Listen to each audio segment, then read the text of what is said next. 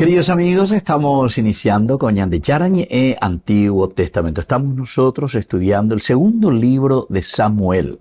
Hoy con el capítulo 17, versículo 12. Entonces iremos contra él en cualquier lugar donde se encuentre y caeremos sobre él como cae el rocío sobre la tierra, y no quedará de él ni de todos los hombres que están con él ni uno solo.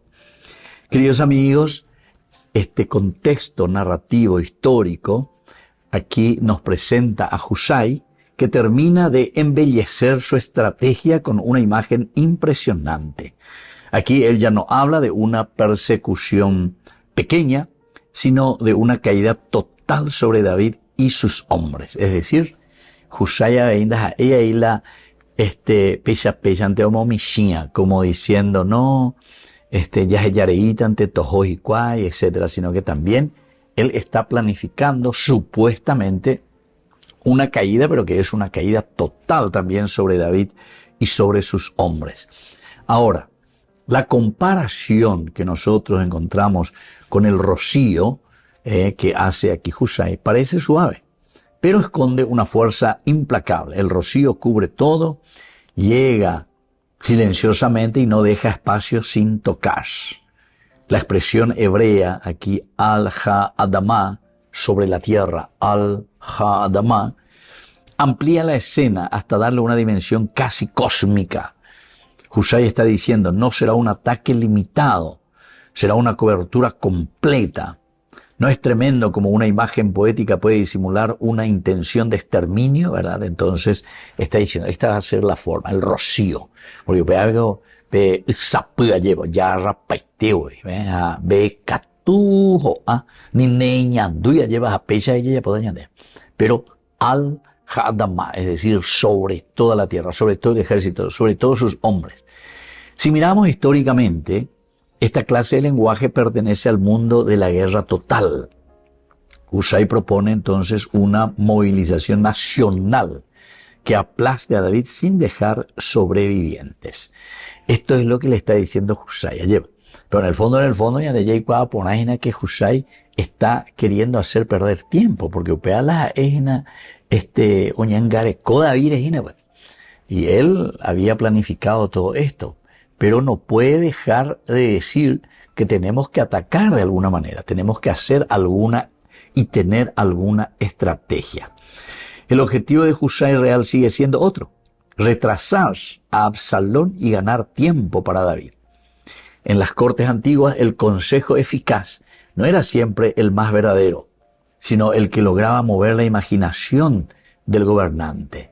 Allí va, porque Agitofel ya de Jacob Amaguria él la consejos inaguri angaja kukwere ya hage ani oi que ya te hoy guayan de que ñamuña que yo vegora ani hoy tiempos y que no ye preparado va o bebe ñande nada no imagina y que porque ñande Jacob pona que David también tiene mucha experiencia de guerra y mucha experiencia de campo, así es que tenemos que estar atentos la y a su vecina Agitofel a operar enseguida, yahamana, ni que le haya perdido tiempo y nada. Ahora, con esta ironía que está presentando aquí Husai, es una ironía bastante profunda. Él promete una victoria absoluta, pero esa promesa está diseñada para salvar en todo caso al hombre que Absalón quiere destruir. Es decir, lo que él está diseñando en este momento es salvarle a David. Y le está insinuando con sus consejos, ¿verdad?, que tiene que retrasar, que tiene que hacer toda una campaña nacional, ya que hoy investima y vienen y lleva entero de anden y Absalón, de tema hoy Abelar y Mea, ¿verdad? Entonces vamos a hacer una campaña nacional. Pero eso puede llevar mucho tiempo, en cuanto que uno tiene que reunir a todas las tribus, en cuanto uno que tiene que preparar el ejército, y vamos a ir despacito, ¿verdad? Y vamos a ir y vamos a agarrarle aquí a todo el ejército y David incluido. Saúl o en el primer libro de Samuel nos habla de que David en cierta oportunidad dice que fue con 3.000 hombres de los mejores y los mejores 3.000 hombres, imagínense. Y cuando comienza David comienza con 400 hombres nada más. Después se le van uniendo otros, etcétera. Llega hasta 600 y habla David en 10, ¿verdad? Todo el ejército de David. Pero sin embargo, logran escapar, logran esconderse, logran hacer frente. Detrás de todo eso, ciertamente que el autor sagrado nos va mostrando y nos va diciendo que es el camino que Dios quiere. Upealañan de Yara y Potágina para David. Upealañan de Yara y Potágina para el pueblo de Israel.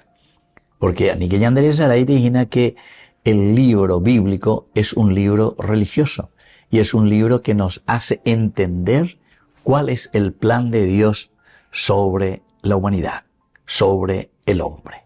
Volvemos enseguida con más de Yarañe Antiguo Testamento.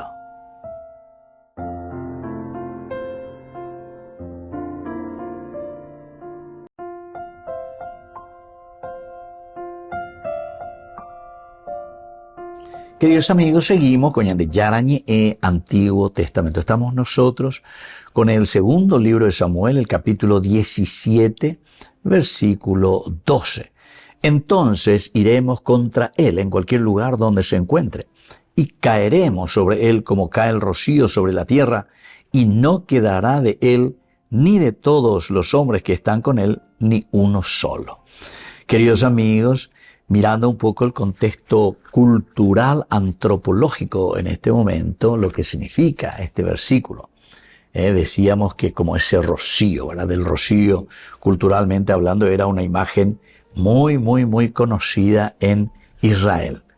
En la tierra donde la lluvia podía ser escasa, el rocío evoca la presencia silenciosa, extensión delicada y acción persistente sobre la tierra. Pero es interesantísima esta cuestión del rocío, muy interesante. Si hay 10 años de Israel va a operar la cuestión del rocío. Se mandó a Cuba lleva entonces a nos la se conjó a nos baite la se sabana o mía a que agua cabecu ya que hay de habían de neta me lleva a muy hay pues sobre terraza área ya que estamos ese amo la 10 la 11 de la noche Jerusalén veis arriba en la terraza de nuestro edificio Pepe a Pepe la una cuera bueno más o menos ya hikpe sopa la se sabana o mía hikpe sopa nei pori ni catu ni cue se va que imagino que yo pe añandula se hikpe para con los cuas. Entonces tuve que levantarme, salir de ahí, entrar inmediatamente. Bebé ya se lo imaginé, estaba todo mojado. ¿Se dan cuenta, queridos amigos? Es interesantísimo. Y esto hay que experimentarlo, ¿verdad? Para poder también conocer esta realidad. Y por eso es que utiliza también esta imagen. Upeisa, ve catube yo de Husay, de Absalom. Orecole ya estrategia anila ya parana sube la agitofele y a PM inanda inala y seguro pa porque pemo parana y tereitas aprende mandu a que David es un hombre guerrero. Es tamaño no es tamaño para imagínense hasta del rey y de sus mejores hombres. Eso ya lo hemos leído en el primer libro de Samuel, ¿verdad? Cuando él andaba por el desierto. Así que cuando vemos a este pejan de bella rata joina ateña cani. Además, ¿se acuerdan que le hacía esa imagen? Ellos están en este momento como una osa que ha perdido a su cría y hoy. Una osa, imagínense, que está con todas las garras como para atacar, ¿verdad? Entonces Husay toma esa imagen de vida y la convierte en una imagen militar. Ahí está la genialidad y también la oscuridad del lenguaje político. Puede usar símbolos bellos para cubrir proyectos violentos. Cuando tú ya o mañana de hoy que ponen de el que pueda o al que le queda bien el saco que se lo ponga. Y más se mandó y la director la lleva. De español, vete.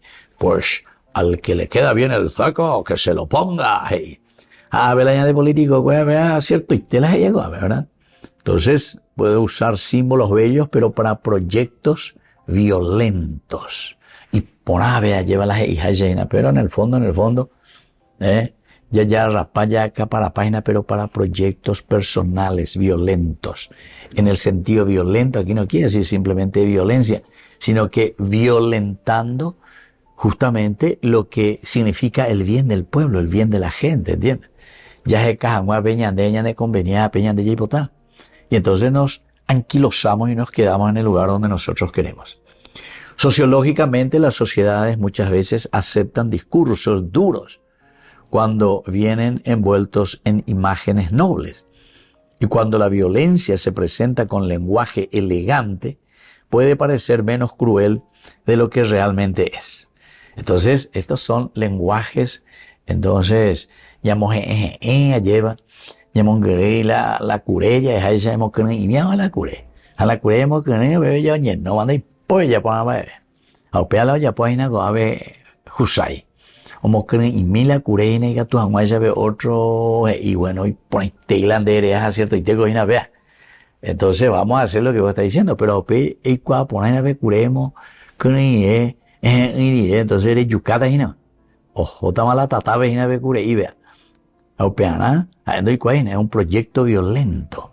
De esa cagua ve muchas palabras, muchas promesas de tema hoy le cambia patas hemos por valle. Ya pura moyepe. Y eso es lo que nos está queriendo decir. Es un lenguaje elegante que puede parecer menos cruel de lo que realmente es. Peña en su hueve o erecoina. De un aspecto muy humano, es decir, desde el aspecto antropológico, este versículo revela cómo el ser humano puede embellecer sus deseos de dominio. Deseos de dominio. Esto es lo que sucede lastimosamente, ¿verdad?, entre nosotros. No siempre la violencia se presenta con gritos. O sea, la violencia que yo voy a hacer, Gina, lleva a ella ayuda a Guarosapucay, ¿no? Sino que justamente, y que tu amuencia la entrevete a la gusta, a veces se presenta con poesía, orden, estrategia, promesas de seguridad. Y Husay, como conoce el corazón de Absalón, quiere una victoria que parezca grandiosa, inevitable, limpia. Pero, queridos amigos, ninguna de estas destrucciones que uno está programando va a ser limpia. Ninguna. Siempre toda destrucción es crueldad. Por lo tanto, aquí surge una pregunta fuerte para quienes escuchan. ¿Cuántas veces hemos aceptado como necesario algo que en el fondo era simplemente una forma refinada de crueldad? Volvemos enseguida con más de Yarañe Antiguo Testamento.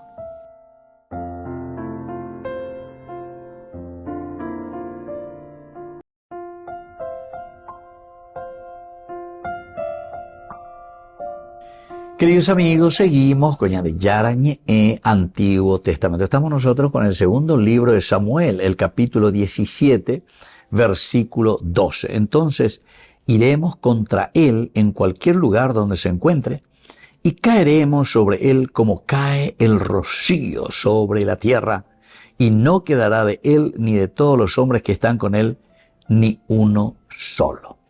Veamos un poco las palabras claves que nosotros encontramos en este versículo, en esta narración. Lo primero es el tal. Tal se dice rocío, tal, que quiere decir la cobertura silenciosa, la cobertura silenciosa. Ñande upese ya adain. Ni no ñandumo ay. Ñande diga tuya eupea, ñande ñe ema lleva ku pombero ya. Pombero ne ñandui. Y según la mitología lleva y la pombero oreco oipe y pube hawepa oye. Ama ere inde obeina por no que oilare ñanduina. Entonces él la oguastao ina pe pombero ne ñandui porque hawepa pe y pube. Y puputebe, ya es ahí ya. Bueno, la palabra tal significa rocío. Y dentro del mundo bíblico suele asociarse con frescura, con bendición, humedad nocturna, acción silenciosa sobre la tierra. Y en este versículo, Husay utiliza una imagen normalmente vinculada a la vida para describir, sin embargo, una operación militar de aplastamiento. Es decir, casi estamos utilizando de una manera negativa. Acción militar, pero para aplastar, porque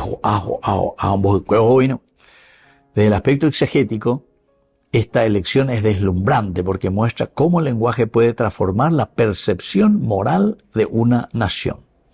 La percepción moral ya cambia, lleva. Desde algo positivo, el rocío que empapa la tierra y que a Israel le conviene y le gusta y entiende, porque me pegó y seco.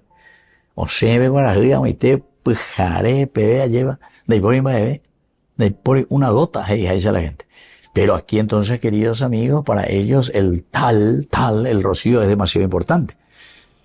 Ahora, la violencia no aparece como brutalidad, sino como algo natural, total, casi inevitable. Entonces, el que está escribiendo este libro, esta narración, el autor sagrado, permite ver el poder ambiguo de las metáforas. Una imagen bella puede iluminar la verdad, pero también puede disfrazar de destrucción. Porque a veces la huerúa es una destrucción. El rocío, es decir, el tal, revela que no basta con admirar la belleza de un discurso, sino que hay que discernir qué intención moral está escondida debajo de esa belleza. Opea opita mañana de cargo, lleva opita mañana de pobeñan de la ya eta ajina coja y ajina co político coa va él dice y ya pupare ibajina o verupare ibajina bellas palabras como ponambao lo que sea, pero en el fondo cureñe en yetende y andemos gele pero ope va epe paupata jina al rocío, empapar suavemente y caer al haaretz o al haadamah. Queridos amigos, la segunda palabrita es el yatar. Yatar quiere decir quedar, sobrar, permanecer. Yatar. La raíz hebrea, yatar, expresa la idea de quedarse, restar, permanecer, algo remanente o sobrevivir después de una acción. Sobrevivir después de una acción. Upeala yatar. Y en la frase dice, no quedará ni uno solo. No quedará. Lo yatar. No quedará ni uno solo. Entonces, José introduce el lenguaje de eliminación total. El yatar.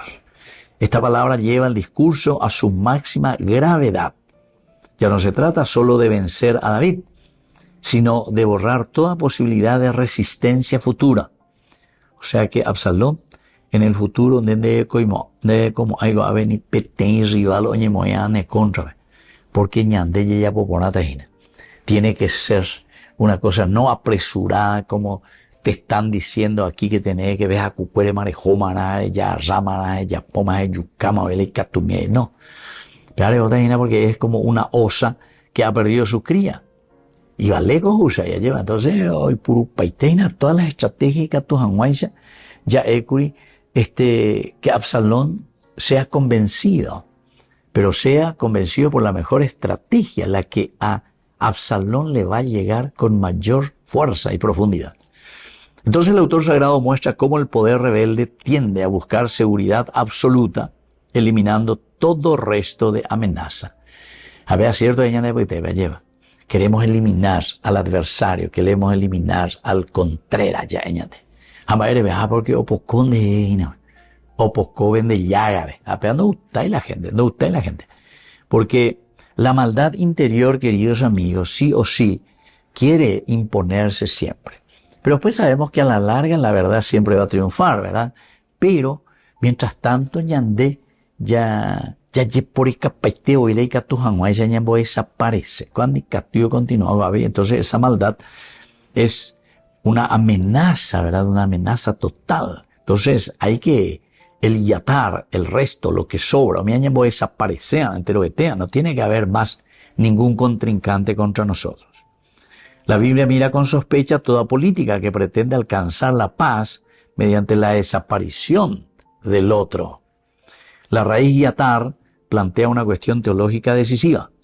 Cuando el hombre quiere que no quede nada del adversario, revela que su proyecto no nace de justicia, sino de miedo, ambición y deseo de control total. Entonces llamose parlamentario, llamose, cuandicatui, a ver. Y después seguimos. Hoy algunos entonces, vaya una cárcel entero veníamos entonces por no que huía, llevaban a solucionar y nunca la problema. Siempre ya te voy a ver. Estrategias malvadas directamente, queridos amigos. Opea dice la yatar. Yatar, opea, ya de cariño, hasta rayo ahí. Porque ya de yara, de saray, y cuava, y teina la yapoa. Por eso, queridos amigos, es muy importante. Esto nos tiene que llegar al corazón y a lo más profundo de nuestra vida. Volvemos enseguida con más de Yarañe, Antiguo Testamento.